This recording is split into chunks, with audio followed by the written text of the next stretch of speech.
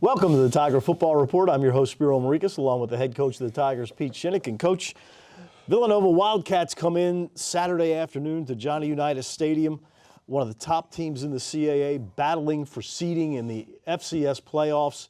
The final time they're going to play Towson in the foreseeable future as they're leaving the conference. And at the end of the third quarter, it's 14-10. What's your mindset going into that fourth quarter? Yeah, I think going into the fourth quarter felt really good. I felt like we had our opportunities. You know, we had fumbled the ball there as we were driving in the second half. I felt like we were moving. I felt like our defense was playing really, really well. Obviously, the start of the second half, we gave them a short field with their surprise onside, which, Ashton Sewald did a great job. He was right there. Their guy muscled it out of him at the end. And so I felt very, very good about where we were, what I thought we could get accomplished. And obviously that was the decision. You know, ball was backed up a little bit. I mean, we weren't over the 50-yard line yet. And so it's like, okay, we got a fourth down with 4 minutes and something to go. Our punter had done a really nice job. We're going to punt. I got timeouts. Our defense had stopped. Everything looked perfect. Got the ball at the 18-yard line, feel good. We're going to get a stop. We're going to get the ball back and have the opportunity to get the game-winning drive, of which, you know, the last 4 minutes was a nightmare. What happens on the 82-yard play? Yeah, really, we had a couple guys not in position. If you look at the play and you watch it develop, I mean, we've got a linebacker who should be right there in the hole. He decides to peek inside, and as he peeks inside, he hits him right off the edge and goes 88 yards. And so very frustrating, because had he kept his gap integrity, had he stayed where he needed to stay, Fred Thomas is going to make a tackle for a 1-yard gain. And so that's where, you know, you play 55 minutes, 56 minutes of really good football. Football, in my opinion, greatest team sport ever invented, because everybody's relying on everybody else. And that was truly a case where we've got one person not in the right spot, and it cost the team. All right, so we look at Andrew Indorf. A few weeks ago against Stony Brook, he wasn't having a great day. Yep. You made a change, brought in Nathan Kent. Then last week, Andrew had arguably his best game of the season. Right. This week, kind of in between.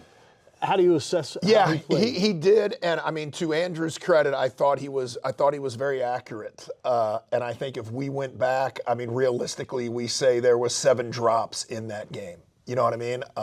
Jason Doss had a drop early, and then he would have made a spectacular catch late. Sam Reynolds had an opportunity to make a catch. Peyton Faulkner had a chance to make a catch. Lucas Londano had a chance to make a catch. So I thought he was accurate. We just didn't catch the ball as well as we needed to. So I think when I looked at his stats at the end of the game, it's like, oh, wait a minute. But I felt during the game, he was on, he was hitting it. You know, he was in pretty good shape.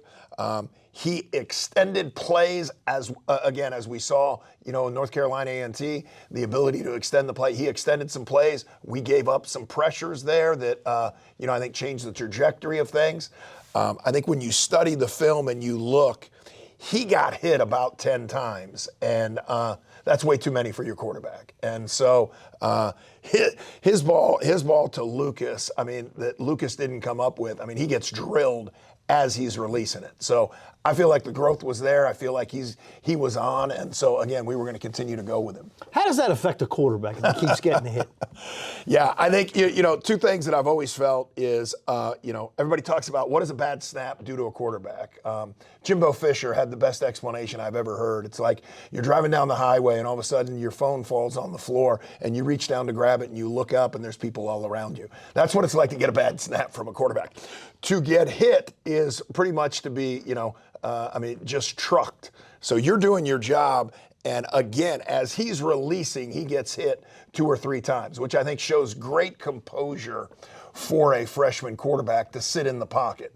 Because a lot of guys get out before they even get hit. And so you go, oh, that's pretty good. Well, they didn't give themselves an opportunity to complete a pass either. So it's a brutal experience. Having played O-line, I've been reminded numerous times by quarterbacks in my playing career of what that's like. And then coaching O-line, starting early in my career, it's just one of the number 1 rules, man. Keep people off your quarterback. Give them an opportunity to throw the ball. All right, now 2 weeks left in the season. The Tigers at Albany this Saturday, then home in 2 weeks to take on Campbell. Albany, a team that comes in at 1-9. Their interim head coach, former Tiger offensive coordinator Jared Ambrose.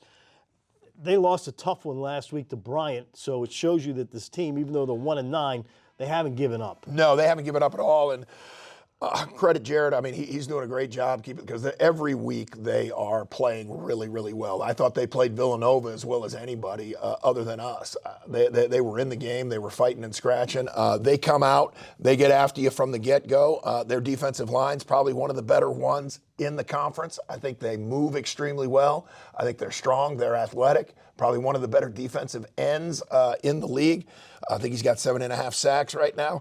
So I'm extremely impressed with what I'm seeing on film. And if you throw out the records and just turned on the film, you go, okay, I don't see that this is a 1-9 team. The one thing that they have not been able to do is protect the quarterback. They've given up 32 sacks this year.